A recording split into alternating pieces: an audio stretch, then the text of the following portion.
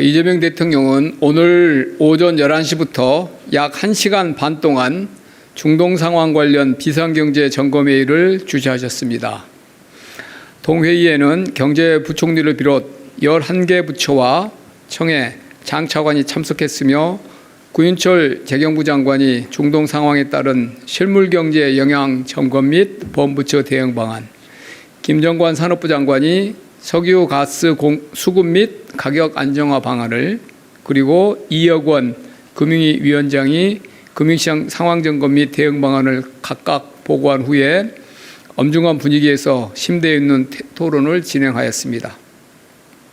우선 국내 석유 제품 가격과 관련하여 3월 7일 휘발유 가격이 1,889원, 경유는 1,910원으로 중동 상황 발생 후 구매 물량이 아직 국내에 도입되지 않았음에도 불구하고 큰 폭의 상승한 원인과 대책에 대해 구체적이고 실질적인 논의가 있었습니다. 정부는 정유사나 주유소들이 가격을 올릴 때는 빨리 올리고 내릴 때는 천천히 내리는 비대칭성에 특히 주목하고 있습니다. 이에 오늘 회의에서는 석유 제품의 비정상적 가격 결정을 방지하고 가격의 예측 가능성을 확보하기 위해 최고 가격제 구체적 시행 방안에 대해 논의가 이루어졌고, 대통령께서는 이를 최대한 신속하게 추진해 달라고 주문하셨습니다. 이에 산업부에서 석유사업법에 근거하여 이번 주 내로 최고 가격제가 시행될 수 있도록 고시 제정 등 관련 절차를 신속히 진행할 예정이며, 최고 가격제 세부 내용은 산업부에서 별도로 발표할 예정입니다. 아울러 실효성 있는 제도 시행을 위해 시장에서 경쟁을 제한하는 요소는 없는지, 담합, 세금 탈루 등 시장 교란이나 불법 행위는 없는지 공정위, 국세청 등을 중심으로 면밀히 들여다볼 계획입니다. 정유사 담합 여부 및 주유소 가격 조사, 세무 검증, 가짜 석유 적발을 위한 현장 점검 등의 관계기관들이 적극 나설 것입니다. 대통령께서는 이외에도 유류세 인하 폭 확대 조치, 유류 소비자에 대한 직접 지원 조치 등 유류가 상승에 따른 경제 주체들의 부담 완화 방안에 대해 폭넓게 세밀히 검토해 볼 것을 지시하셨습니다. 또한 정부는 오늘 회의에서 최악의 상황까지 포함해 다양한 시나리오별로 석유, 가스 수급을 위한 대책도 점검하였습니다. 호르무즈 봉쇄에 영향을 받는 원유 도입량은 매일 170만 배럴 정도인데 우리나라는 1.9억 배럴의 석유를 비축하고 있고 국제에너지기구 기준으로 208일 지속 가능한 수준입니다. 그렇지만 정부는 중동 상황의 장기화 시나리오도 대비하고 있습니다. 우선 구매권을 다시 한번 말씀드리겠습니다. 그렇지만 정부는 중동 상황의 장기화 시나리오에도 대비하고 있습니다. 산유국들과 공동으로 비축하고 있는 물량 0.2억 배럴도 우선 구매권을 행사하면 우리가 인수할 수 있습니다. 석유공사의 해외 생산분도 국내로 돌릴 수 있습니다. 호르무즈 물량을 대체할 공급선 확보를 위해서도 민관이 함께 총력을 다해 노력할 것입니다. 우리와 전략적 협력 관계에 있는 나라를 통해서 호르무즈 해협을 통과하지 않아도 되는 물량을 확보할 것이며, 중장기적으로 중동 유해 지역으로 원유 도입선을 다변화해 상황이 장기화되더라도 수급 차질이 없도록 하겠습니다. 가스의 경우 올해 도입 예정 물량 중에 중동 비중은 14% 수준입니다. 카타르산 물량 중 약 500만 톤 정도가 차질이 예상되나 가스공사 등이 대체 물량을 도입할 수 있어서 수급에 차질을 빚을 가능성은 높지 않습니다. 정부는 석유, 가스 수급과 가격이 안정될 수 있도록 가용한 모든 수단을 동원하고 총력을 다하겠습니다. 한편 중동 상황 발발 이후 변동성이 크게 확대된 금융시장에 대해 대통령은 부처들이 최고의 경각심을 갖고 시장 안정에 총력 대응하되 이번 위기가 시장의 바닥을 다지는 계기가 될 수 있으니만큼 이를 기회로 삼아 충격의 단단한 자본시장 체질 개혁에 더욱 박차를 가해줄 것을 주문하셨습니다. 정부는 오늘을 포함해서 최근 주가, 환율 등 금융시장 지표가 중동 상황 장기화에 대한 우려 확산 등으로 인해서 국내 경제 펀더멘탈 대비 과도하게 괴리된 측면이 있다고 인식하고 있습니다. 이에 유가 상승 충격이 산업과 금융시장에 미치는 영향을 시나리오별로 면밀히 점검 중에 있으며 정부가 충분한 대응 여력을 가지고 있다고 판단하고 있습니다. 시장 상황에 따라서 100조 원 플러스 알파 등 시장 안정 조치를 적기에 시행해 나갈 것이며 필요시에 이 100조 원 프로그램을 확대하고 추가 조치 방안도 선제적으로 마련하여 대응해 나가겠습니다. 또한 외환시장 안정을 위해 국회에 계류 중인 외환시장 안정 세법 개정안과 한미 전략투자 특별법 등 특별법을 조속히 통과시키기 위해 국회와 적극적으로 협의하고 국민연금의 뉴 프레임워크도 신속히 마련해 나가겠습니다. 아울러 빈틈없는 시장 관리 및 실물경제 악영향 차단을 위해 중동 상황 관계기관 합동 대응반 산하의 3개반 반장을 기존의 1급에서 차관급으로 격상하겠습니다. 경제부총리 주재 경제관계장관회의도 중동 상황 대응에 최우선을 둔 비상경제 관계장관회의 체제로 전환 운영할 것이며 대통령 주재 비상경제점검회의를 통해 수시로 점검해 나갈 것입니다. 작금의 중동 상황은 우리만이 아니라 주요 경쟁국들도 공통적으로 직면하고 있는 위기 요인입니다. 정부는 대통령님 말씀대로 이번 위기를 우리 경제의 기회로 만들기 위해 가능한 모든 노력을 기울일 것입니다. 국민 여러분께서는 정부를 믿고 정상적인 경제활동에 전념해 주실 것을 당부드립니다. 감사합니다.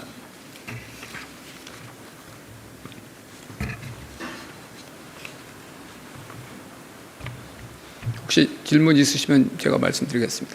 네.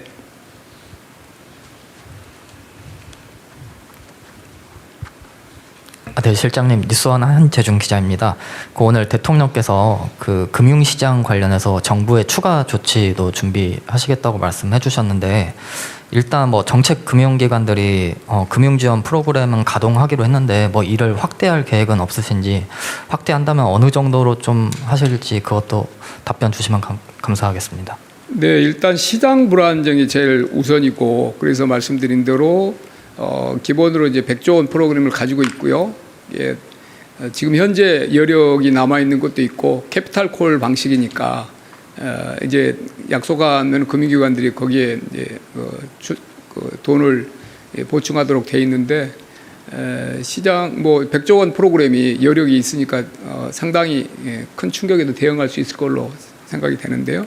금융위원회가 지금 그 100조 원 프로그램을 운영 중인 금융회사들하고 만약 상황이 더 악화될 경우에는 캐피탈콜이나 이런 규모를 늘려야 되니까 그 논의를 지금 시작했습니다. 그래서 그거는 지금 얼마를 늘릴 것이냐, 그거는 시장 상황에 달려 있는 거고 100조 원 프로그램 가지고 어지간한 충격에는 충분히 대응할 수 있을 것 같은데, 말씀드린 대로 지금 상황이라는 것이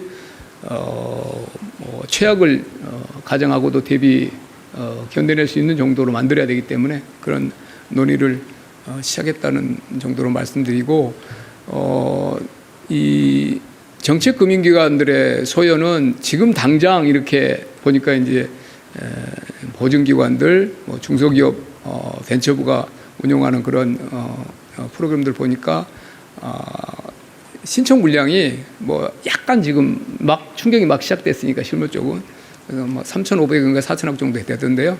아직은 이제 본격적으로 그 업체들이 어려워지고 그러고 있지 않은데, 그것도 마찬가지로 우리 정책금융기관들의 공급 여력이 충분하고, 만약에 그게 필요하다 그러면 우리가 뭐 그 자본 확충을 하든지 어떤 해서 그건 뭐 그동안 우리가 이와 유사한 충격에 많이 대응을 해봤고, 프로그램들이 기관들도 있고 프로그램도 있기 때문에 충분히 대응할 수 있다고 생각합니다. 예, 이슬기. 조선비즈 이슬기입니다. 저기 실장님 유류세 인하폭 확대 말씀하셨는데 이제 현재 7에서 10% 해주고 있는 거 외에 그럼 대략적으로라도 어느 정도 수준이 검토되는지 좀 여쭙고 싶고요. 그리고 전략적 비축을 푸는 거 얘기가 많이 됐었는데 요거도 좀 논의가 논의를 좀 하셨는지 궁금하고, 하나 더 여쭤보면은 이게 현행법상의 가격 통제를 받을 경우에는 사업자들 손실이 날 때 세금으로 좀 보존을 해줘야 되는 부분도 있잖아요. 그래서 요거 만만치 않은데 이런 부분도 좀 이야기를 하셨는지, 왜냐하면 대통령께서 최악의 상황까지 가정한다고 하셨으니까 이 부분도 좀 여쭙습니다. 당연히 다 논의를 했습니다. 예. 유류세 제가 여기 말씀드린 대로 유류세 인하와 그다음에 이제 직접 피해를 보는 소비자들에 대한 지원 두 가지 방안이 있죠. 근데 그건 최고가격제 이제 설정돼서 어떤 기준으로 설정을 하고 어떤 주기로 최고가격제를 시행을 하고 그때 이제 그 손실을 어떻게 보정할 건가 다 이제 심층적으로 우리가 검토를 했고요. 적어도 늦어도 이번 주 내에는 시행을 할 예정이기 때문에 고시를 해야 됩니다. 이 최고가격제 하려면 고시 제정 그런 뭐 아주 간략 아주 초스피드로 하더라도 최소한의 그 절차가 있어서 뭐 늦어도 이번 주 내에 최고가격제 시행을 하려고 하고 있고, 최고가격제 시행되면 뭐 기본적으로 이제 뭐 한 2주 주기로 지금 우리는 설계를 하려고 하고 있는데요. 2주 단위로 하고 보면은 최고가격을 이제 어느 시점에 가격을 기준으로 해서 하느냐 뭐 이런 것들은 이제 산업부가 상세하게 논의를 하겠지만, 일정하게 이 상황이 발생하기 이전 가격을 기준으로 하고 최고가격을 설정하고, 그러면 아마도 첫 번째 최고 가격은 지금 시중에서 소비자들이 지금 맞닥뜨린 가격보다는 낮아지겠죠. 낮아질 거고, 이제 2주 후에 만약에 이거를 이제 고쳐 나간다 그러면 어느 시점에는 또 올라갈 것이고, 그래서 유류세를 어느 시점에 인하를 할 것이냐 여기에 대한 판단도 필요한 거고요. 그다음에 대통령께서는 여러분이 여러 번 이제 여러 계기의 말씀을 들으셨겠지만, 어떤 그렇게 일률적으로 세금을 유류세나 이런 인하보다 이게 직접 더 피해를 보는 그 소비자나 이런 쪽에 직접 지원이 더 낫다 이런 생각은 가지고 계세요. 근데 그것도 이제 같이 우리가 검토를 할 거고, 그런데 유류세는 인하하는 조치는 상대적으로 빨리 할 수 있고, 이 직접적으로 개인들에게 지원하는 프로그램은 재원도 문제고 시간이 좀 필요합니다. 그래서 뭐 그럴 일은 이번 위기가 그렇게 길게 가는 거는 상상하기가 쉽지 않지만, 우리가 뭐 최악의 경우는 대비는 하고 있지만 길어진다고 그러면 재원 부분도 나올 거고, 그러면 지금 있는 예산으로 충분하냐 이런 이야기도 당연히 나올 거고, 그래서 그런 논의까지 조금 더 정리되면 개인들에 대해서 직접적으로 직접 보전하는 방안까지도 그런 이제 정책 옵션이 늘어나면 그것까지 같이 이제 논의를 할 거고요. 당장은 1차 대응은 아마 유류세가 이런 최고가격제 시행과 이제 시행되는 그 시기에 가격이 2주 간격으로 조정을 하면 출렁일 때 아마 유류세 인하나 이런 쪽과 같이 우리가 완충하는 그런 걸로 한번 고려를 해야 될 것 같고요. 비축유 부분은 말씀드린 대로 뭐 1억 9천만 배럴이 있고, 이게 어느 시기에 얼마만큼 가능한지 그게 정부 비축분이 있고 민간 비축된 게 있고 해외에서 우리에게 약간 맡겨놓은 것도 있고 여러 그 구성이 돼 있잖아요. 그럴 때 그리고 이제 이게 208일분이라고 하지만 IEA 기준으로 한 거고, 이거는 그냥 그 석유화학이나 납사나 이런 쪽으로 쓰이지 않는다는 걸 전제로 한 거예요. 그러니까 그게 IEA 기준이 그렇습니다. 근데 우리나라는 아시는 대로 석유화학 산업이 아주 큰 나라잖아요. 그래서 석유화학 쪽에 일절 쓰이지 않는다는 전제는 조금 IEA 기준이긴 하지만 우리나라 상황에서는 약간 우리가 기준으로 약간 차이가 있죠. 그래서 그런 기준으로 보면 조금 이제 208일분이라는 게 얼마냐 이런 게 한 4달 이 정도로 좀 현실적으로 줄어들죠. 그래서 그런 상황에 대해서 충분하게 다 논의를 했고, 이런 상황별로 그러면 비축유가 호르무즈에서 호르무즈가 막히면 얼마가 우리가 부족하게 되느냐, 우리 비축유 부분으로 대응할 수 있는 부분이 있고, 또 뭐 여타 다른 뭐 이렇게 정유사나 우리 석유공사나 뭐 이런 이제 대체 수요를 우리가 확보할 수 있는 것도 현재 준비 중인 것도 보고를 했고, 그다음에 지난번에 며칠 전에 강훈식 실장이 보고했던 600만 배럴 이거 확보된 것도 그때 이제 당장 확보된 거고, 추가적으로 우리 전략적으로 협력하고 있는 국가를 통해서 호르무즈가 아닌 쪽으로 우리가 확보할 수 있는 그런 노력도 이제 외교적으로 지금 하고 있는데, 뭐 가시화되면 그런 것도 우리가 추가적으로 확보할 수 있는 물량이 되고 그런 경우를 놓고 전체적으로 우리 비축유를 어떻게 대응할 수 있느냐에 대해서 내부적으로 심도 있는 논의를 했고요.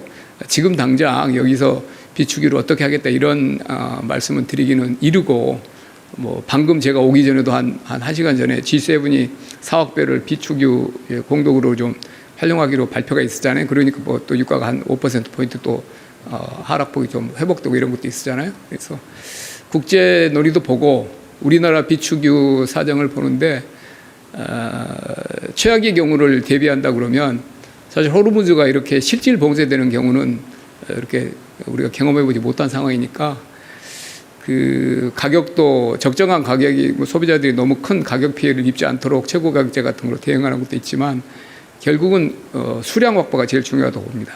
이런 상황에서는 그래서 비축유를 어떻게 활용하느냐라는 것도 그런 이번 위기의 특성, 이번 위기를 어떻게 보느냐에 따라서 그 전략을 우리가 심도 있게 논의해야 돼서 지금 단계에서 비축유 뭐 우리가 어떻게 방출하나 이런 단계도 아니기도 하고 그래서 비축유 그다음에 추가 보충할 수 있는 대안 이런 거를 여러 가지를 놓고 다각적으로 한번 1차 내부적으로 논의를 했다 정도로만 말씀드리고요. 최고가격제를 시행하게 되면 이제 뭐 그 산식 그다음에 어떤 경우에 보존해 주느냐 이런 것들이 다 이제 같이 논의를 해야 됩니다. 그래서 논의를 했고요. 거기에 대한 재정에서 일정 부분 손실이 보정돼야 될 부분도 있고 그 재정의 소요는 과연 얼마 정도 될 것인가 뭐 기간에 따라 다르겠죠. 그런 것도 시뮬레이션은 당연히 해봤습니다. 예, 말씀하세요. 예, 안녕하세요, 실장님. SBS BG의 김한진입니다. 그 중앙은행 대통령께서 언급하셨던 중앙은행 차원의 추가 조치 관련해서 여쭤보려고 하는데 이게 그 실장님 좀 전에 말씀하신 캐피탈콜에 참여하는 그 금융기관의 부담을 덜어주는 유동성을 한국은행이 지원하는 것인 건지 그리고 또 다른 차원에서 중앙은행의 추가 조치를 언급하신 거라면 뭐가 있을지 궁금하고요. 그 정유사 횡재세 가능성, 도입 가능성 있는지도 여쭤봅니다. 중앙은행 쪽은 뭐 아마도 캐피탈콜 방식과 연계해서 중앙은행의 역할이 있을 수 있는지는 거기까지 제가 조금 더 확인해 봐야 될 텐데 채권시장 안정이 크겠죠. 국채시장. 예, 국채시장에 뭐 환율 유가만큼은 아니지만 채권도 꽤 많이 지금 오르고 있어요. 그래서 국채시장 안정에는 중앙은행이 또 많은 역할을 합니다. 1차적으로는 채권시장 쪽에 중앙은행이 많이 들여다보고 뭐 당연히 외환시장도 외환 당국이기도 하죠.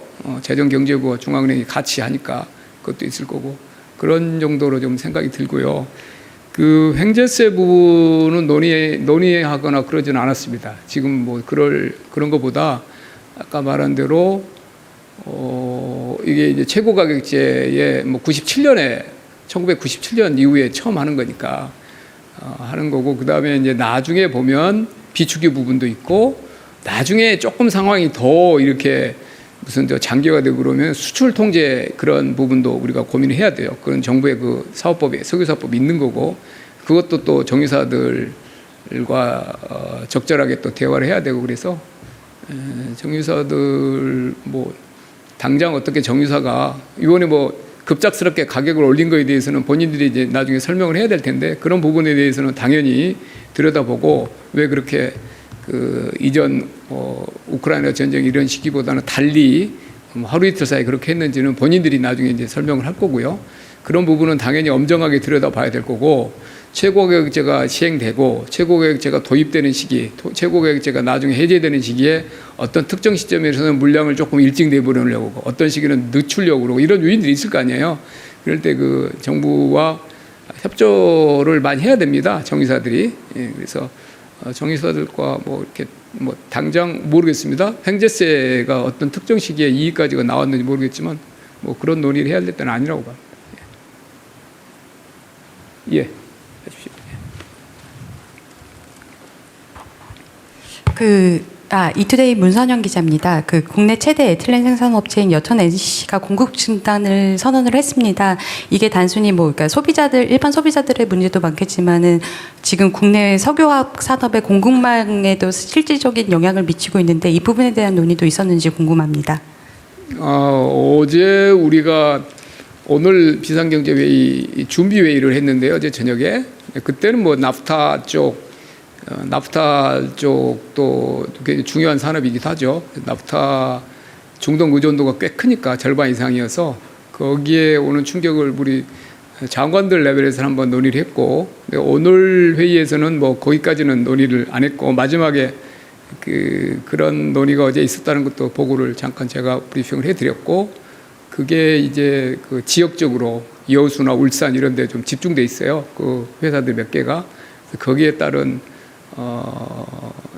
영향도 있다. 그리고 중동 부분이 비중이 크기 때문에 나프타 산업 자체로 보면 그 특정 몇 개 회사들은 더 한두 달 내에는 꽤 이제 더 어려움이 더 일찍 다가올 수 있다. 그런 정도로 이제 보고를 드렸고, 그거는 뭐 경제팀들이 산업부 그다음에 금융위 이런 뭐 또 석유산업 구조조정도 진행되고 있고, 그래서 겸사겸사 들여다보고 있습니다. 예. 한두 분하고 가야 될 것 같은데. 네, 안녕하세요. 저는 코리아타임즈의 박지원 기자입니다. 저는 우리나라가 석유 의존이 중동에서 오는 것에 대한 의존율이 높은 편이라고 알고 있는데요. 오늘 대통령님 말씀 중에서 전략적 협력 관계에 있는 나라들을 통해서 이 호르무즈 해협을 통과하지 않고도 오는 물량 확보하기 위해서 대체 공급선 등 다변화할 거라고 하셨는데, 이 부분에 대해서 아까 말씀 조금 설명해 주셨지만 뭐 가능한 타임라인이라든지 언제 정도까지 이런 게 가능한지, 또 중동 외에 보고 있는 지역이 있다면 어디인지 좀 알려주시면 감사하겠습니다. 뭐 협상 중이고 뭐 상대방 있고 그래서 저희가 뭐 나라나 어떤 구체적 내용은 서로 또 다 경쟁이잖아요. 거기서 얼마나 지금 그 대체 루트를 확보하려고 각 나라별로 사활을 걸고 하겠습니까? 그래서 다 되면 말씀을 드리겠습니다. 그런데 그런 노력을 하고 있다. 일찍부터 논의를 했고, 좀 그냥 막연한 이야기는 아니고 진지한 이야기를 하고 있습니다. 그때 성과가 있으면 또 보고를 드리겠습니다. 여기만 하고 이제 가야 되겠네. 예. 네, 고생 많으십니다. MBC 김정우 기자입니다. 아까 말씀 중에 재원과 예산 언급하셨는데 22년에 러우 전쟁 당시에도 유가 보조금 확대 같은 대책이 추경에 담겼잖아요. 그래서 이번에도 중동 상황이 장기화될 경우에 추경 편성이 선제적으로 앞당겨서 이루어질 수 있는지 그 가능성을 논의하셨는지 여쭙고 싶습니다. 상황 자체가 이제 최고 가격제 같은 경우가 이제 시행이 돼야 되는 상황이고, 그다음에 거기에 따른 재원도 있고, 그다음에 이제 뭐 유가나 여러 이런 사실 상당히 올해 경제 전망이 괜찮았잖아요. 이런 이제 중동 한 10일 전 상황에 비해서는.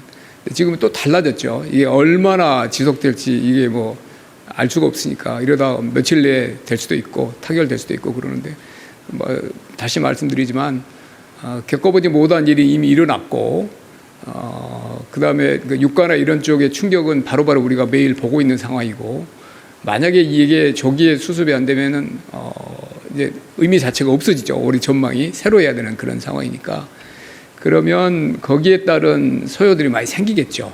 뭐 직접 타격을 받는 산업도 있고 소비자들도 있고 여러 가지 뭐 시장 안정 조치를 포함해서.